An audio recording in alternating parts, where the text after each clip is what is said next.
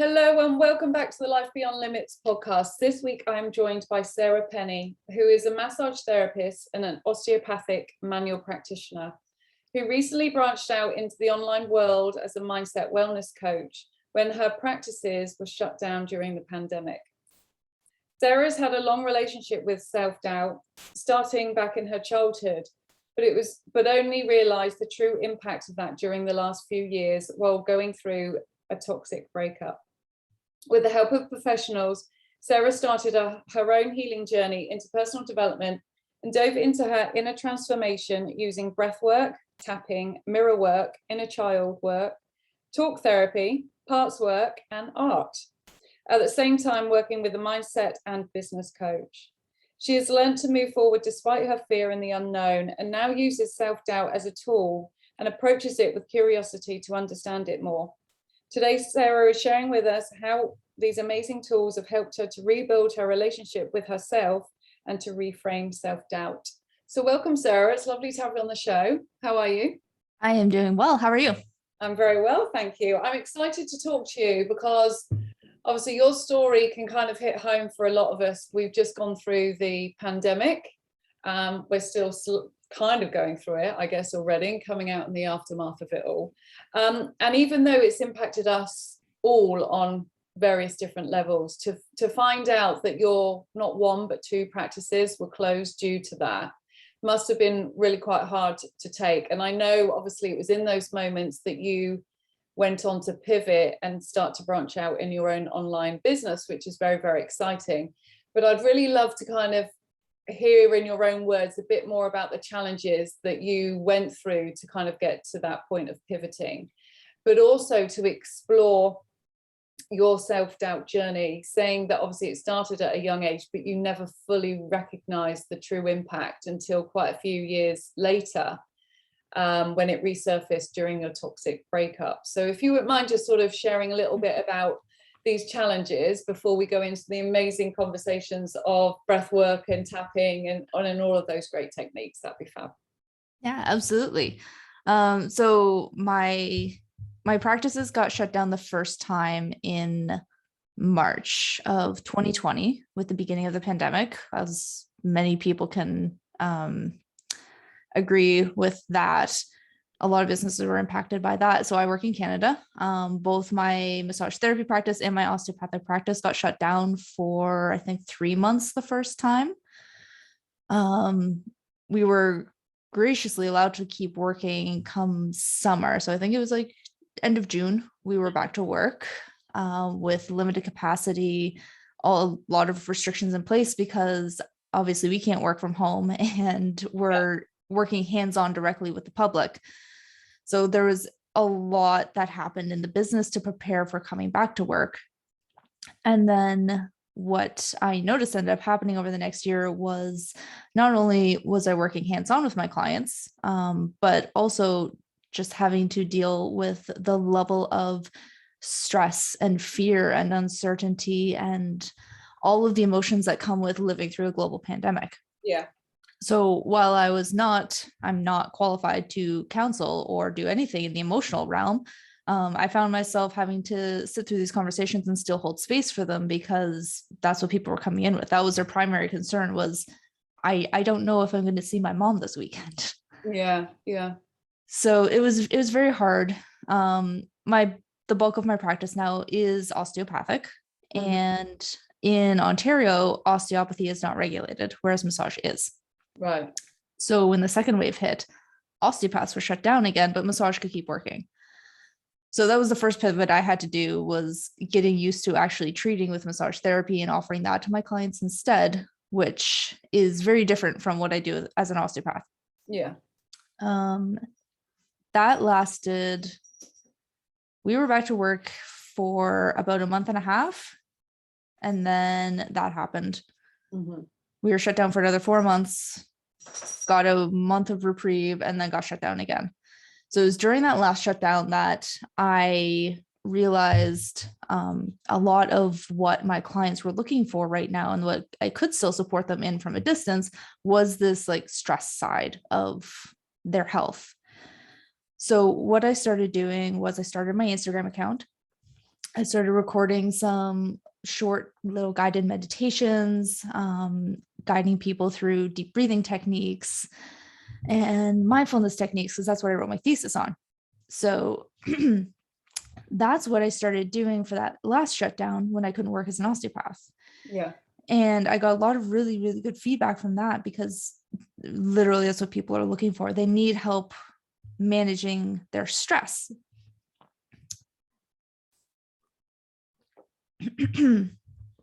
That was a really, really big leap for me, though, because I hate being online. I hate being live. I hate being on video. So for me to show up in that capacity was huge.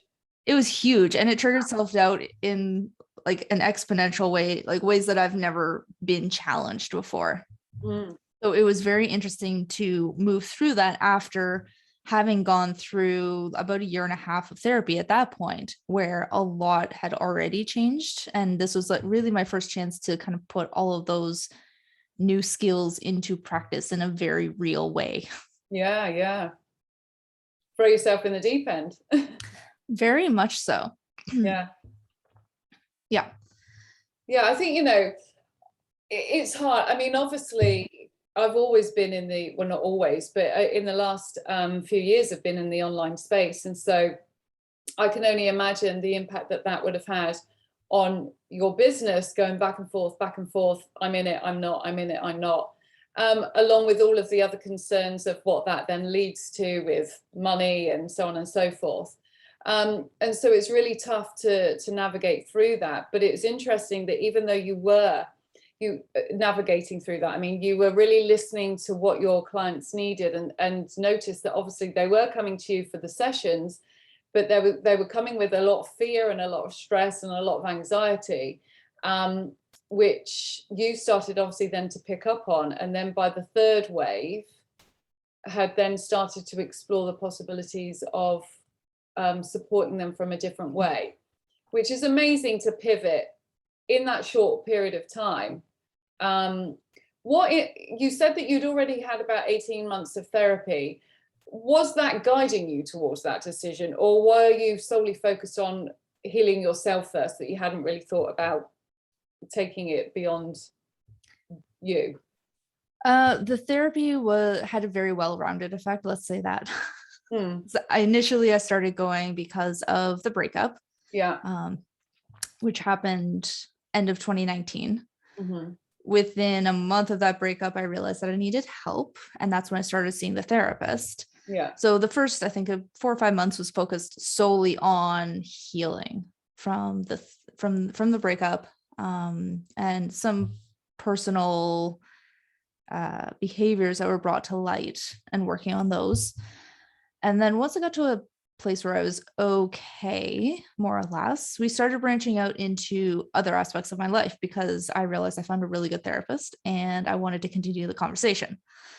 So then we started looking at family. We started looking at my childhood, my experiences growing up that led into behaviors like people pleasing and perfectionism, which are really the physical manifestations of self-doubt, right?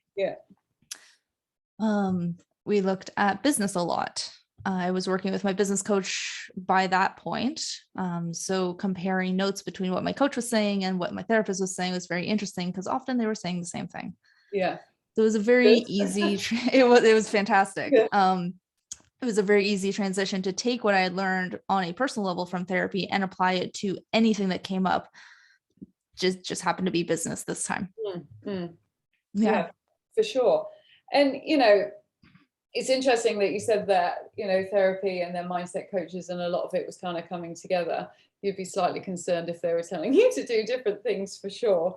But would you mind sort of sharing, because I know from the conversation we had prior to this, that it was when you started exploring that you started to realize that actually self-doubt had impacted you perhaps on more levels than you realize. And I think because, when people are in the thick of self-doubt, as in they haven't quite learned many coping mechanisms at this point, they don't necessarily know that it's self-doubt, or they don't know how much it's impacting them, because they're so caught up in it that it's become their way of life and they have adapted their way of life accordingly. And even though they might not necessarily be happy with it, it's familiar and it's kind of safe, and it's you know, doable.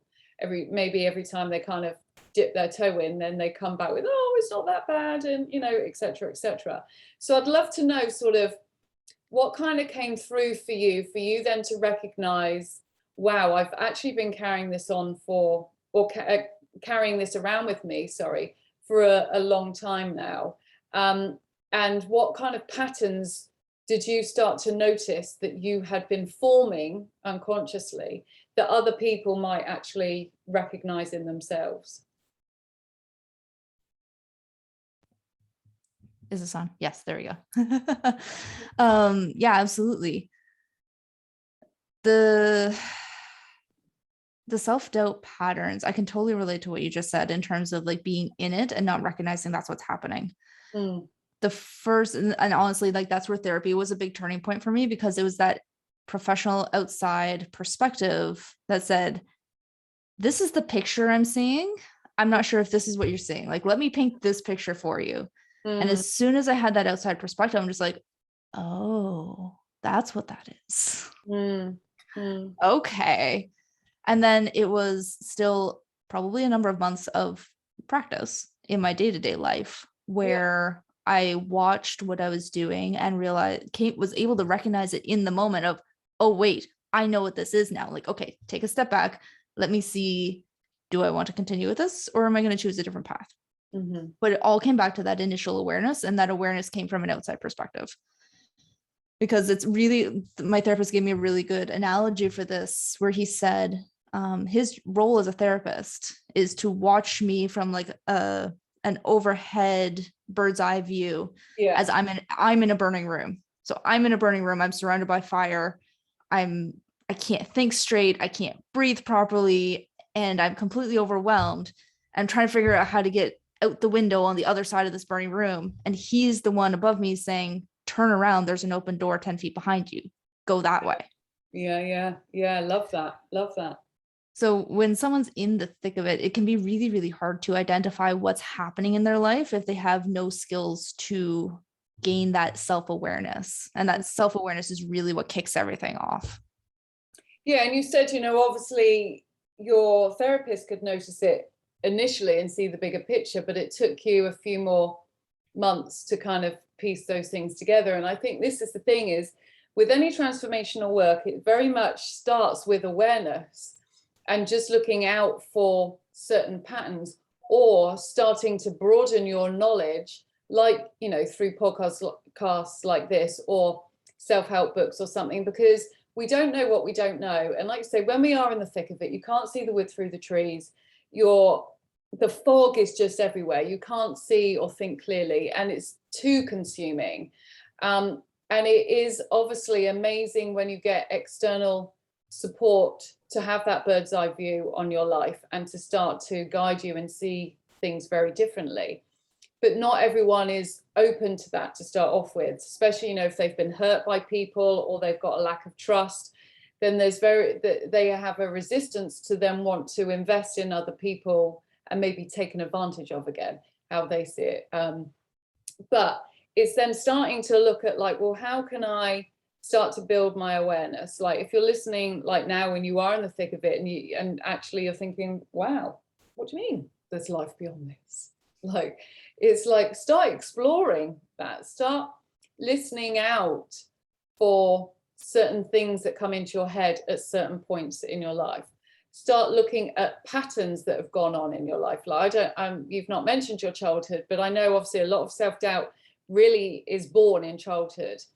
And either that seed is washed away or it's watered and it grows and reinforces as we move into life. And then other things add to it that aren't directly linked, but have some similarities. And so they kind of, what's the word I'm looking for? I wanted to be really technical and now I can't think what it is, but basically they just grip onto that flower, that seed, and something populate is the one I'm looking for, but I can't think.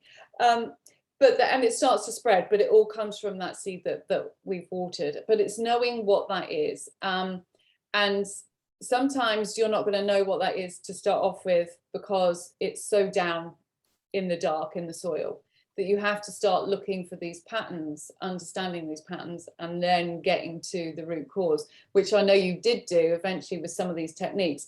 But I would just like to hear you explain your exploration of it when you were like, okay, so my therapist has said this, I'm now open to perhaps exploring that, looking at the patterns. What did you discover to be your main patterns or your main stories that you had been carrying with you to define you? So a really big one was my perfectionism and people pleasing, and procrastination. My three P's. Yeah. So those were very repetitive patterns that came up very early that I was already somewhat aware of as an adult, because you recognize those patterns as a child in retrospect. And I saw how they were affecting me as an adult, but didn't really know what to do about them. So those were the easy entry points for me to start my own self-work. And once I had practice in recognizing when people pleasing was coming up or when I was procrastinating on something, normally I would kind of just muddle through it and hope it didn't last too long. Yeah. But with the help of therapy and some of the other tools that I had at my disposal at this point, I would see something like my procrastination come up or something that looked like depression. And I would sit with it and I would sit there and think, okay, like, what are you trying to show me? What are you teaching me right now? What is coming up that I haven't paid attention to previously? A big part of what helped me with that was the parts work and inner child healing, because it helped me to recognize all these different components of my psyche that were totally normal and not pathological at all. Because when you start saying parts work and inner child and you're talking to these different parts of yourself, it's just like, it sounds very, personality disorder-ish if you've never been exposed to that kind of language before. But it's true. And there's a lot of science to back this now, that our psyche is made up of these different components, and these different components will drive what we're doing in the moment. So learning to recognize what part of me was active at that time, what it was trying to do, because it's often a protective role that shows up. So instead of looking at my procrastination and judging myself or questioning myself, I started looking at my procrastination as like, what are you protecting me from? What is happening in my mind right now that I'm trying to stay safe from? And staying safe means playing small and avoiding things and hiding from my life. So once I started exploring that a little more deeply, it became easier. It's like a snowball effect, right? So once you get one under your belt, it's like, okay, I got this. Yeah. Then it's like, what's the next thing I'm going to tackle? And actually the EFT, the rapid relief technique and the coaching that I'm doing right now is really, really good at solidifying that, because the whole concept is to become a detective in your own life. So it's really just riding on skills that I had already been practicing over the past 2 years. This is the rapid relief technique training that I've been doing has only been the last 4 months. So it's a little more recent in terms of the tools that I've been using. You mentioned something really interesting there when you said it was a good entry point, knowing people pleasing, procrastination, professionalism. And that's the thing, is you don't need to know everything. If you can just find one simple entry point like you did, and then start to work on that part, it starts to open up to other parts of you. But it's just being able to find that one entry point, which comes from the awareness piece. But all too often we're designed to think that we have to know everything first before we act. Like we have to know exactly how I'm going to feel better, what exactly I need to do before committing to doing it.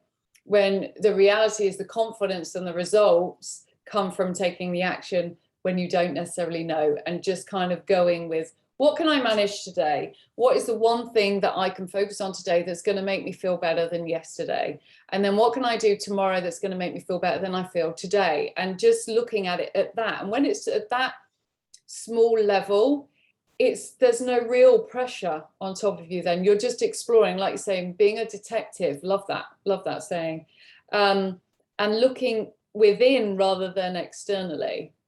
Another thing you said, like with the whole parts work, and talking about how it can make you almost feel like a, you know, personality disorder. But the reality is we put stuff in a box in life, and we can go through life not showing our whole self to a vast number of people, and sometimes not even to ourselves because of this doubt or this fear and this worry. But it's recognizing what parts have been hidden and why, and what information they're holding that can then help you to heal and to move forward. And one of the biggest things that I work with is with my clients is to allow them to feel authentically whole, like to wholeheartedly trust and believe in themselves, and to recognize that our flaws or our mistakes or whatever it is that we think is negative are actually our strengths and our power, because that's what makes us so different from everybody else. And so it's like, it's a general thing that we do, isn't it? We put things in a box, save it for a rainy day, or that's a box I'm never going to open again, because that's got all the horror stories in, or whatever. But we just kind of subconsciously do that anyway. So again, that is another form of detection and starting to explore the lessons that come from this. And I love how you have reframed self-doubt into a positive and into a curiosity tool, because there's so much negativity around self-doubt, because it can make us feel like shit and it can cause us to doubt ourselves. But there is also so much valuable information stored in our self-doubt that can really be positive and help us to explore and to grow. And also, you know, I very much work on the terms of being 95% okay. But I think with that 5% window, that allows you to have wobbles, but also to feel safe when you expand and grow. Because the reality is, every time we evolve, we are naturally evolving processes. We're going to be doing something that we've never done before. And so instead of judging ourselves or feeling nervous about it, it's accepting that that's a natural process. And that 5% window allows you to do that without taking you on that journey of, oh no, here we go again, I've been hit before, I can't do this, I'm not good enough. But it just allows you to have that flexibility. And I think it's really, really important to kind of work with that overview of 9 to 5, managing it, 5% not, but really looking at what is going on, what are the stories, what's the information that you've been hiding, but actually is the key to unlocking your next level of happiness or your next level of success. Did you find that? Were there lots of unlocking moments for you? Oh, absolutely. And I find that as I dove deeper into the process, as I got to know my different parts more, it really helped with what you were just saying about authenticity. And the more I realized that in myself, the more I realized the same thing is happening with my clients. So this is now a conversation I can have, whether it's in regard to something in the context of life coaching, or whether it's in the context of physical healing. It doesn't matter, because it still has an effect on you, right? Like these things are still having an effect on your body. But it does often come back to that vulnerability piece, because like you said, we don't want to be vulnerable. That's terrifying. That is inherent risk in becoming vulnerable. So I've discovered that as I went through my own process, that vulnerability piece, like, it's always going to be there and it's still there. But I find I have more courage to jump off into the vulnerability, knowing that I'm going to be okay on the other side. Because there's definitely a time in my life where I hit a massive, massive depression. And I think it lasted a couple of years. Like, it was the longest bout of depression I've ever had. And it was very much that, what you were just saying about that 95% okay. Like, it was definitely not 95%. I'm just like, if I can get out of bed today, we're doing good. I look at my apartment and I'm just like, I feel like I'm living in a pigsty, but also I have no energy to clean. So eventually got to a point where I'm like, no, you know what? We're going to do something. We're going to wash one plate and that's okay. Right. And then you go the next day. It's like, cool. Okay. We did one plate, and maybe we can make a choice now. Do we keep washing the dishes? One more plate? or are we going to go back and lie on the couch? And regardless of what I choose, it's okay. Love that. I think that was the first time that I explored any of this, mental health care for myself.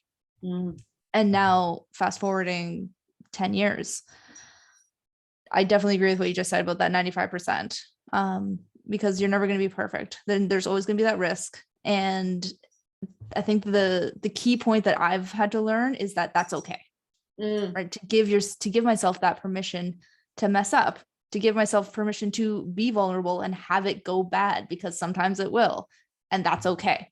Like, it's not a reflection of who I am as a person. It's not a reflection of my skills or, anything about me. It's life. That's just life. It just happens. Well, that's it. And I think, again, we put so much pressure on ourselves.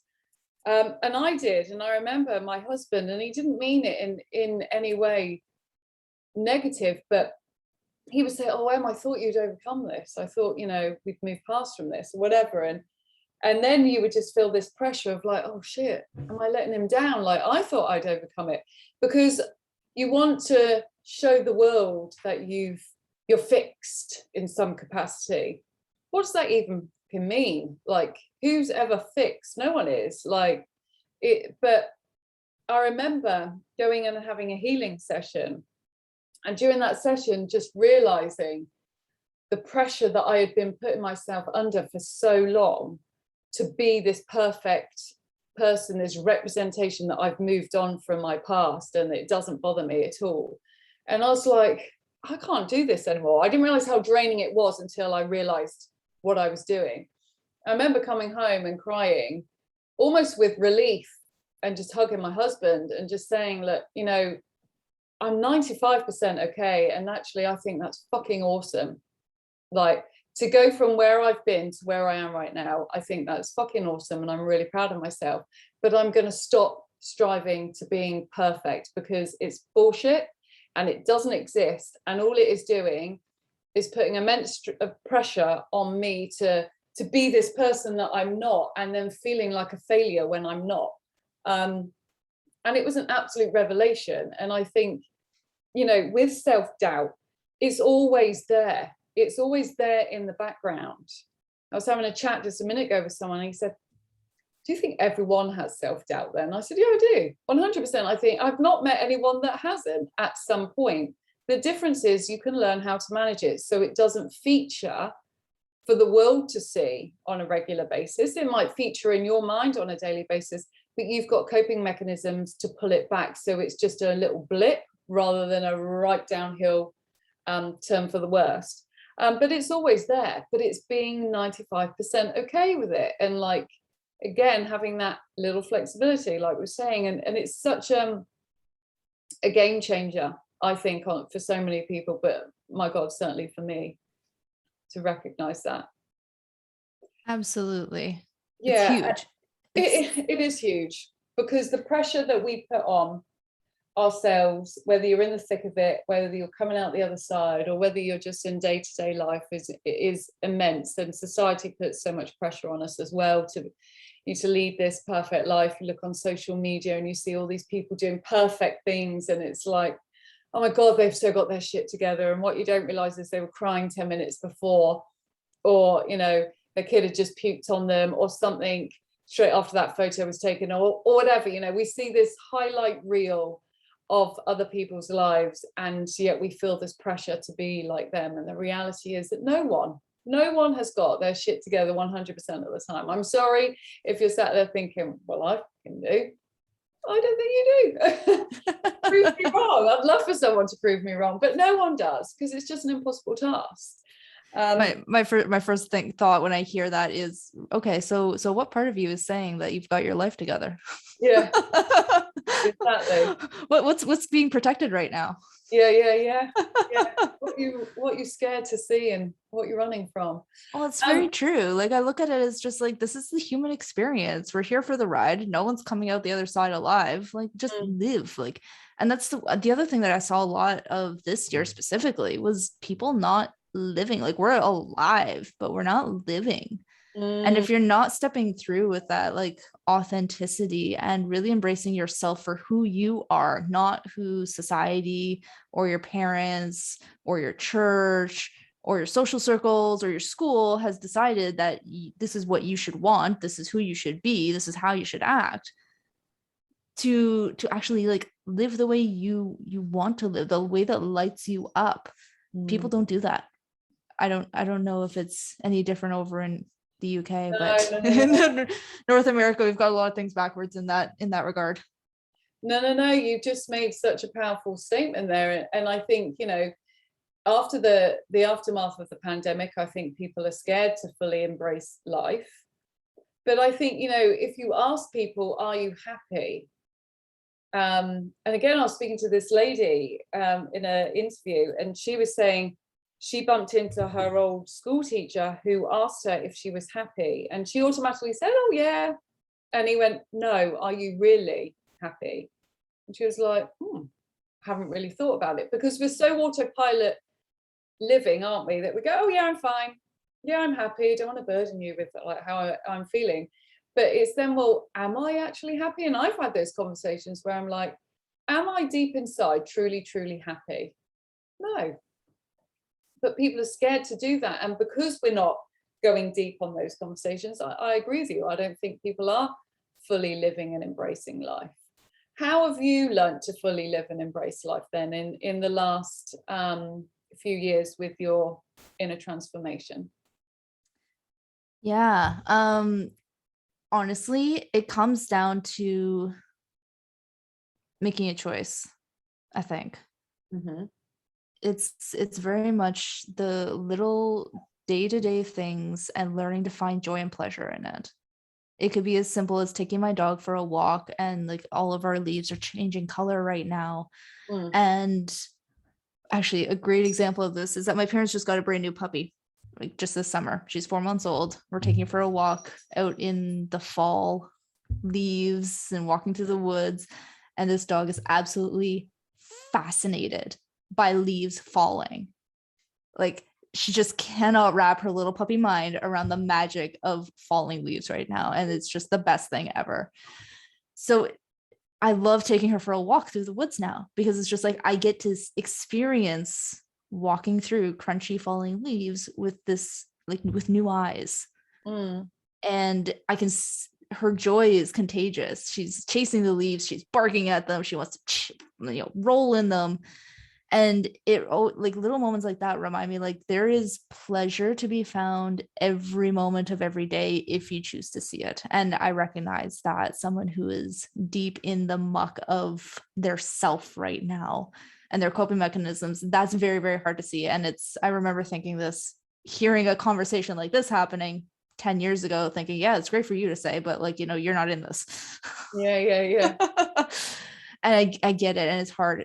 But sometimes it's literally just like that first step, right? And it's that permission to have a choice, at least, even if you don't choose joy in that moment. Recognizing that, again, it goes right back to that awareness, right? It's awareness of what's happening right now, where is my mind at, and then recognizing that I do have a choice, and what choice am I going to make? Am I going to choose to stay here, or am I going to choose something different because I don't know where that other path goes yet? And honestly, finding the joy and the happiness in life now, that's what it comes back to. It's not these big momentous aha moments. I mean, those are great, and I love those, and I celebrate those. But actually, even celebration, having the energy of celebration on a day-to-day basis has completely changed how I look at things. It's actually something I teach my clients a lot. Even in my like massage and osteopathic practice, I give out self-care. And, when people think self-care from a manual therapist, it's like, oh, cool, stretches, heat, drink water. Like, okay. But like the home care that I give my clients is just like, go play this weekend, like do something you enjoy just for the sake of doing it. And the look they give me is just like, wait, what? It's like, no, seriously, like this is what's happening in your body. This is what I'm feeling, and this is how you fix it. Go play, go have fun, go enjoy your life. And that's really hard for people to do. It's very hard for people to do. It is very hard. I mean, I think I'm a joyful person, but I remember someone saying to me when I was going through a bit of a struggling time, exactly that. What did you used to do just for you that you really enjoyed before you had your son? I'm like, I can't remember. Well, you must remember. No, I really can't remember. I maybe went shopping a bit more or whatever. And she's like, no, what did you do for you? And I'd lost total sight of it. And I came away thinking, bloody hell, I really don't actually know what I could do to bring just me joy. And then I was like, I'm just going to take a day off work. And I just went down to the beach and I just sat down there and I just people watched, and I just took my journal and I just escaped for a day, got away from all the normal stuff and just allowed my mind to just be open to exploring what that was. And that was one of the things that I used to always enjoy, was doing that actually. But we can get so lost in life. And I think one of the positives of the pandemic is that it has forced us to slow down on a lot of things, and go back to basics, because instead of having all these fancy things to do, you were stuck in your home creating your own entertainment. And I know certainly with my son, we set up little tuck shops, we would have cinema nights, we would make our own popcorn cones and all that sort of stuff. We wouldn't have done that, I don't think, or certainly not as much as we did do had we not gone through the pandemic. It sounds so small and trivial, but they were some of our like best nights. And the three of us would sit and we'd put out a blanket and make a little picnic and we'd watch a little movie and whatever and pretend we were in our own cinema. And it was just like proper creative fun. Mm-hmm. And it's going back to that, like you're saying, exploring it. And I think life has become very, very serious. And every person that I know who's very, very successful, not just in business, in life and happiness, the one thing they say they always do is make sure they have fun every day. Yeah, I couldn't agree more with that. Yeah. My thesis, I actually had a conversation with my thesis advisor not long ago and talking exactly about this, and his comment to me, because I was going through some like deep grief on like an intergenerational trauma level, and I was reaching out to him for support, and his response to me was laugh at it. And I'm like, excuse me, what? Yeah. Just like it's like, I'm hurting right now. How can you say this to me? And he's like, you have to accept what's happening, whether you like it or not, because that's reality and that's where it's at. And if you don't accept it, then you're going to be resisting it. And you know, what we resist persists and all of that fun stuff. So he's like, no, radical acceptance. This is happening. Accept that and then laugh at it, because you're not getting, again, it goes back to that human experience, right? Like no one's getting out of this alive. And if we learn to look at this as the human experience, then it's easier to detach a little bit from those serious moments. And although, yes, they're absolutely serious and they teach us a lot, and there's a lot of learning to happen there, both for yourself and anyone else involved in that situation. Like you don't have a real other way forward other than to find the good in it. You know, you could choose to be miserable in it. You can choose to let it ruin your life, because I've seen that happen too.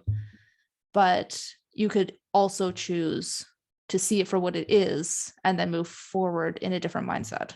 And we do, like, whether or not you believe you have the power to do that right now, you absolutely do. It's just a matter of finding it and believing in yourself enough that you can do that first, like take that first step. It's not, kind of going back to what we said before, it's not that you have to have the whole picture figured out, because you never will. It's just, what's your next step? Like the one thing that my coach said at one point was to set an affirmation on my phone as a reminder that pops up sporadically throughout the day that says, do the next right thing, right? And it has nothing to do with knowing what the outcome is going to be or having the big picture context. It's what is your next step and are you willing to take it? Oh, I like that. Do the next right thing. Totally. Because it's life is lots of small steps consistently taken. And I've got a program that's on about changing and well, a lot of the things that I work on is about breaking down your daily negative habits. But one of the programs is really kind of looking at success habits and what you can bring into your life every single day. And if you think about just shifting that wheel of life from straight north to 1 to 2 degrees either side, over time, what kind of different path is that going to take you on to the one that you are heading on right now, which is not serving you in the way that you want to? Just one tweak every day that you can do that just moves you away from the pain. And even if it only moves you away from the pain for 5 minutes, that's 5 minutes of rest from the previous day.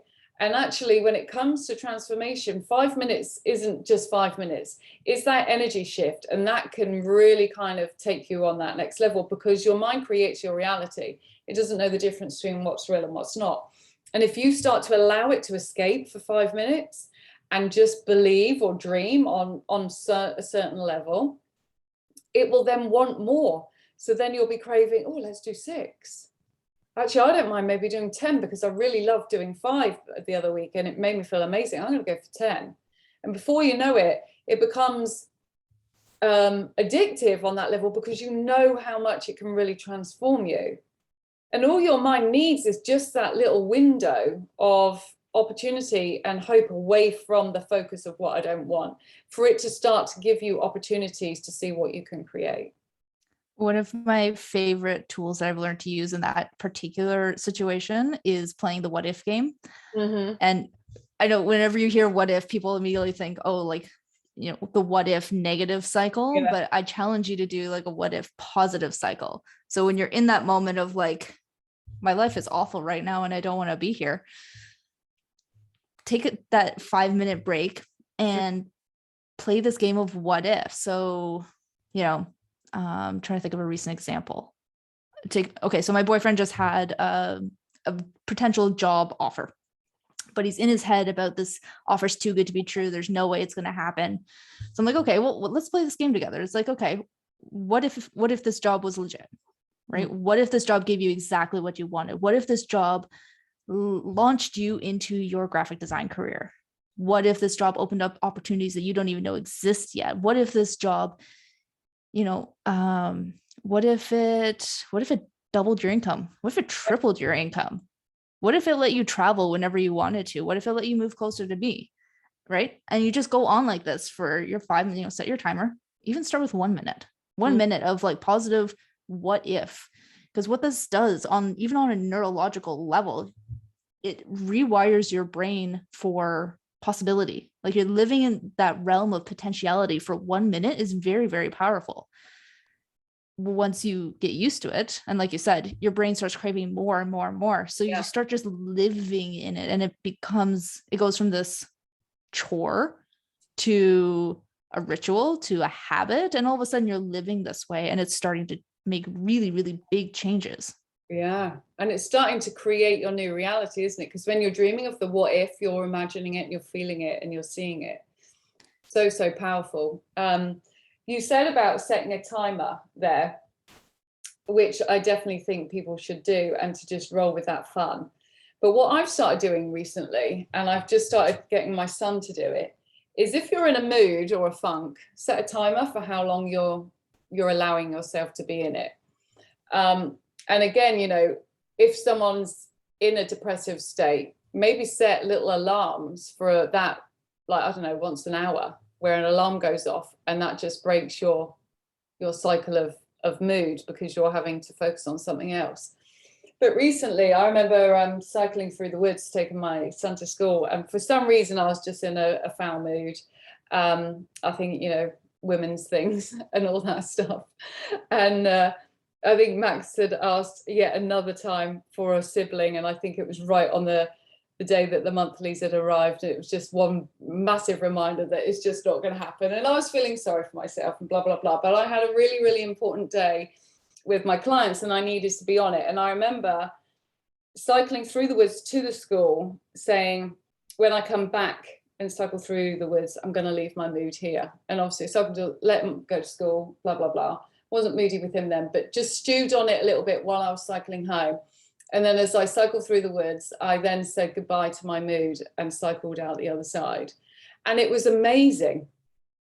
And I know someone that sets an alarm if they're in a mood and they can feel they're in a mood, they set an alarm for like another 5 minutes and they go, right, when that alarm goes, this is stopping because this is just not serving me. And it's little fun things like that, because you can sort of, you know, smile and laugh about it all, but they are so effective when you just set it like, I give you permission to be moody for 10 minutes, sit in that feeling, learn what you need to learn from the experience. Awesome. Take the lessons. Brilliant. But don't let it carry on all day. Set your alarm and then move on. And honestly, this is where the rapid relief technique has come in very helpful for me. Because I was definitely that person where I've heard that advice, probably versions of that advice my entire life. And literally until like the last couple of years, it's been like, yeah, okay. So 5 minutes have passed, my alarm went off and I still feel like this. Like, now what? Yeah. With the rapid relief technique, which for any of your listeners, this is a version of EFT tapping. So it works a little bit differently in that you're not doing your karate chop point. You're not doing the setup of, you know, even though I'm angry, I deeply love and accept myself, kind of anchoring phrase. And you are tapping in the moment of a trigger. So a moment like this, where you're in a mood, you're in the funk, and it's like your normal things are not working. This is where I like to go back to the tapping, because not only will I feel better after, I'll probably come to whatever realization of what this funk really is. Yeah. This goes back to like what I was saying about being a detective in your own life. It's those moments that show up. That's the surface muck that you see on the top of the pond. Right. And that's where you start, because that's what you can see. So it's like, cool, I'm going to go to my bathroom, lock my door, set my timer if I need to, and start tapping. And what I do is I look in the mirror and I tap and say all the things I want to be saying in that moment, whether it's to myself, to the mood. I give it like its own little persona and I start attacking it. Or if it's another person, I start tapping. I just start saying all of these things, you know.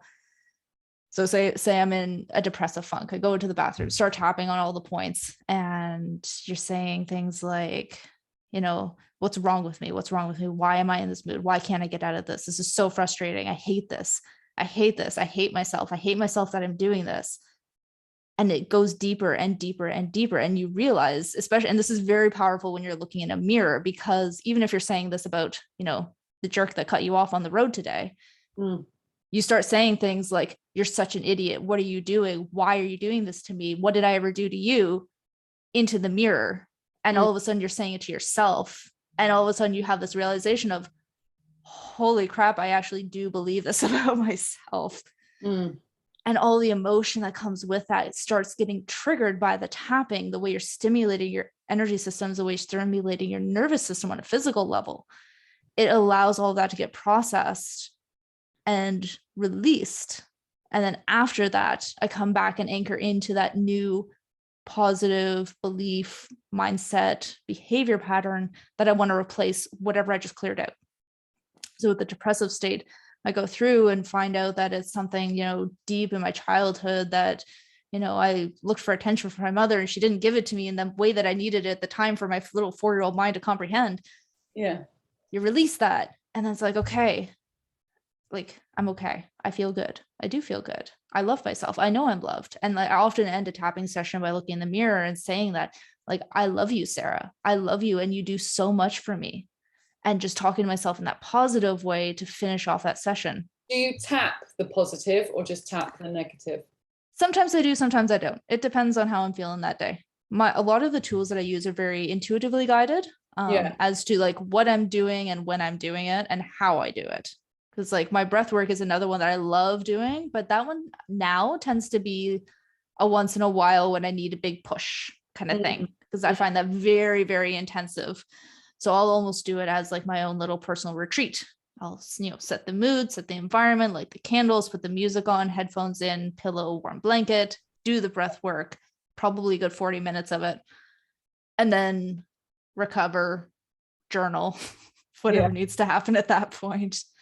But I don't do that one every day. The tapping I do in the moment pretty much every day. Yeah. I love that. I mean, I'm certified in EFT tapping, and I know when we first chatted, I just literally interviewed someone else about tapping, and it's a good reminder, and it brought it back to the forefront of my mind. And yet both yours and hers techniques are similar but so different. And again, it just shows that it's finding the one that's right for you. And me just saying to you, do you tap on positive as well as negative? And you're like, sometimes I do, sometimes I don't.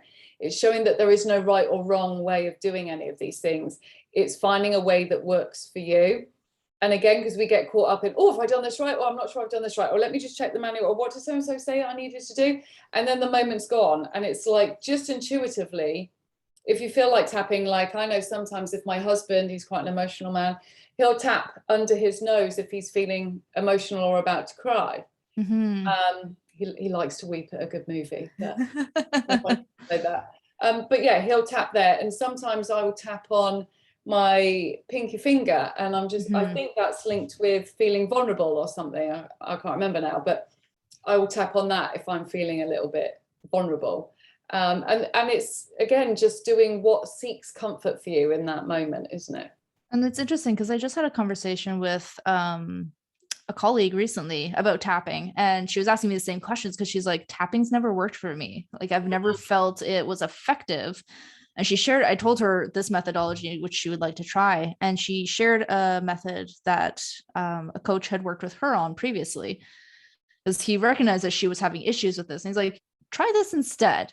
So instead of like the typical points and picking one of those, he's like, you're in your frustration right now. Where do you feel that in your body?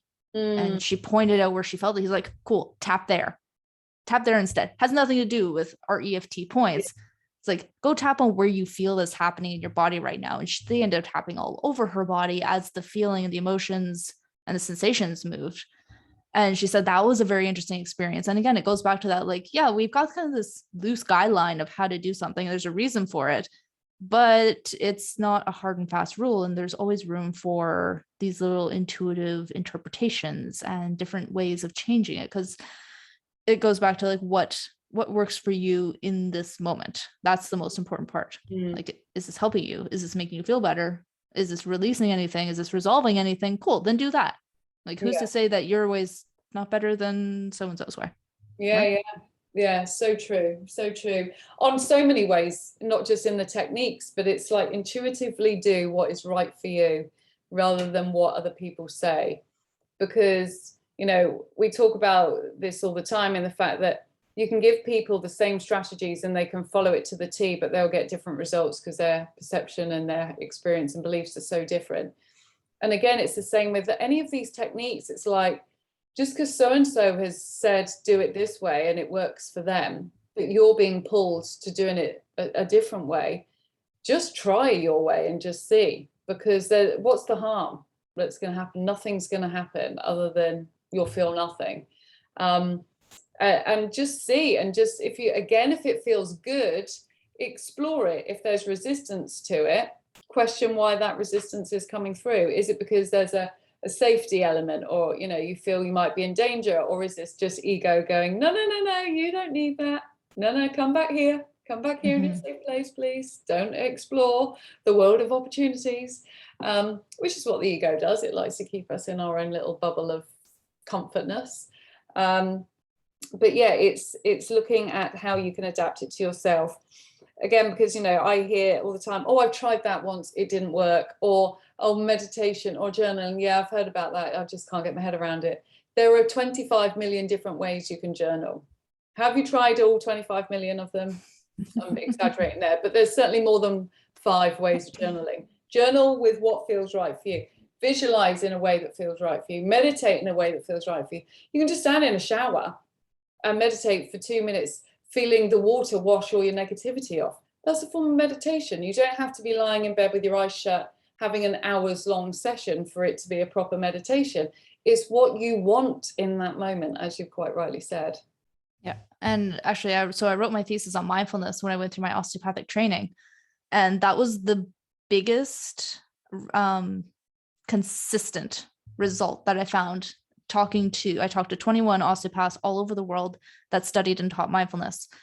And the one thing that I realized was I had 21 interviews and 21 very different methods of mindfulness. Yeah. And it made me realize like there's as many methods of mindfulness as there are practitioners of mindfulness.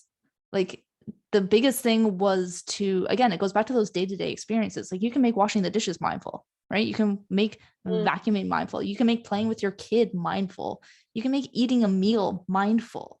And it's just it all comes back to the intention and where your awareness is in that moment. Yeah, 100%. And it also really shows that, there are loads of people out there doing what you do, but they're all going to do it totally different. Like, Absolutely. The interviews that I've done so far and the conversations I've had with people so far in this season, it's like we're all talking about the same thing, but we're all coming at it from a slightly different angle.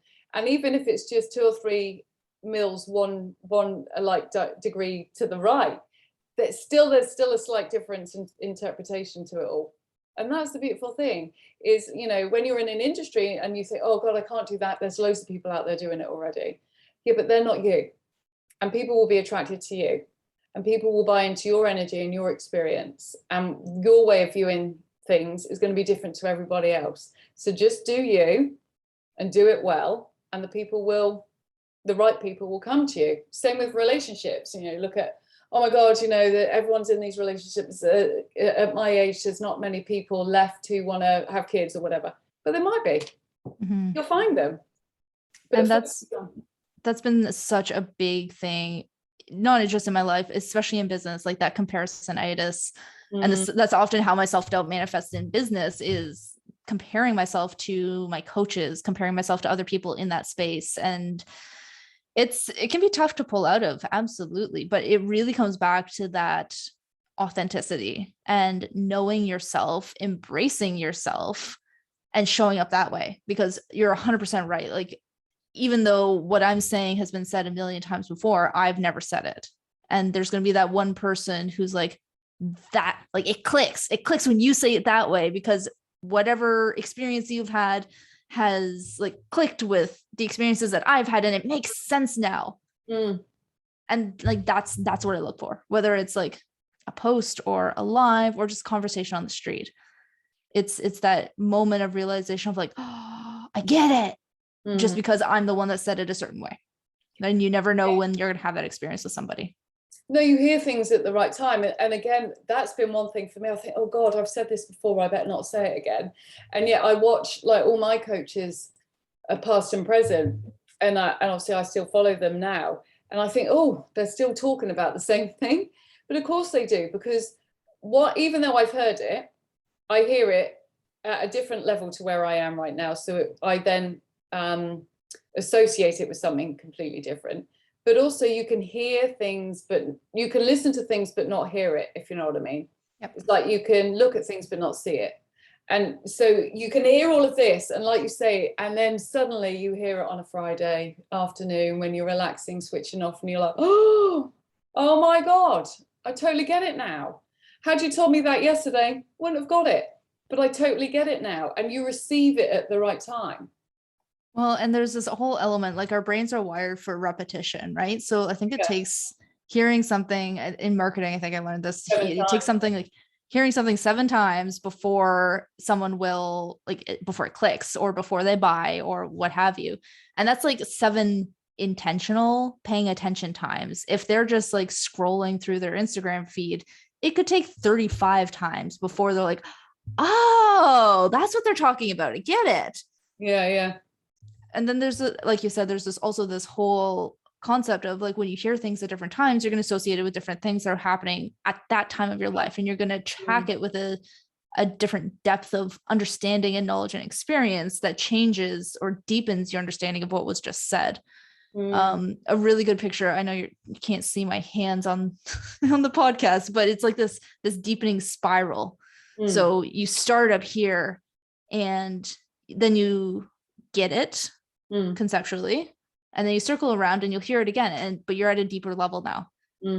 and it changes a little bit. And it's just like, oh, I didn't think about it that way before. And then you get the concept and it'll circle around again. You hear it again. It's just like, oh, now I understand this level. And you keep getting deeper and deeper and deeper until you hit this point of, the person who taught me this referred to it as like the void, but it's this point of condensation where you're at like kind of like what is the deepest level that you can access right now. And it just stews and simmers.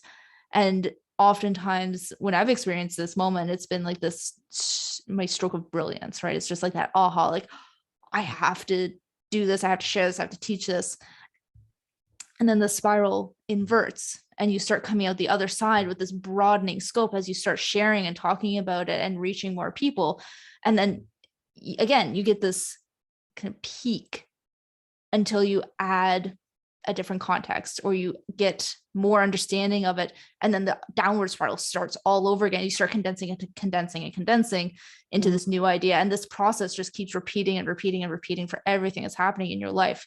So no matter where you're at or what you're learning, whether you're at this part of the spiral or at the bottom part of the spiral, it's a constantly evolving experience for everything, for absolutely everything. And that's just the human experience, right? I love that. Do you know what, Sarah? It's been amazing that it's like this conversation. It's like, oh my God, there's another nugget. And I want to carry on just to find out what other nuggets that will pop through. And this is the hardest thing that I am finding on the recordings of this season is keeping to time. Because it's like, oh my God, there's just so much more to talk about. And I could spend all day talking and there'd still be more stuff. But obviously we don't want to overwhelm. But I love everything that you've shared, your insights, the way that you explain things is really, really cool. And again, it's like exactly that. We all explain things slightly differently. And how you explain things versus how I explain things will resonate with some and mine will resonate with others. But I just think I love how you've just ended that. I think it was really, really powerful.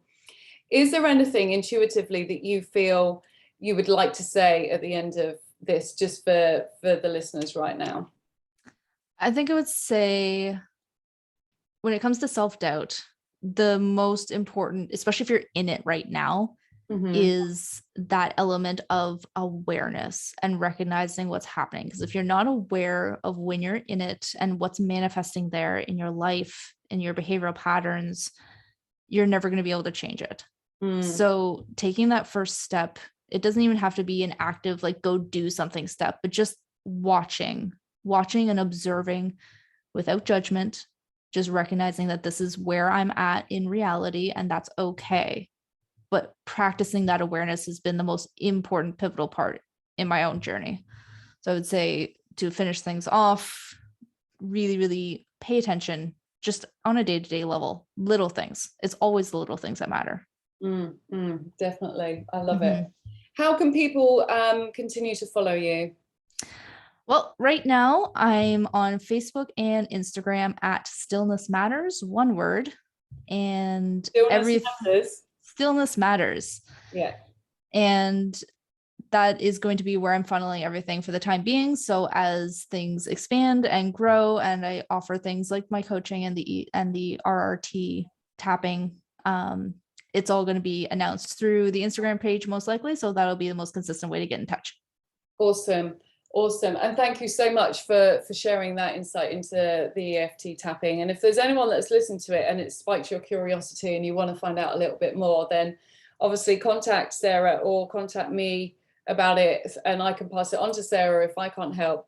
But it's been amazing. So I really appreciate you being with me on this episode. And I really appreciate everyone that's tuned in to listen. So have a fab week and I look forward to seeing you all next week. So bye for now. Take care.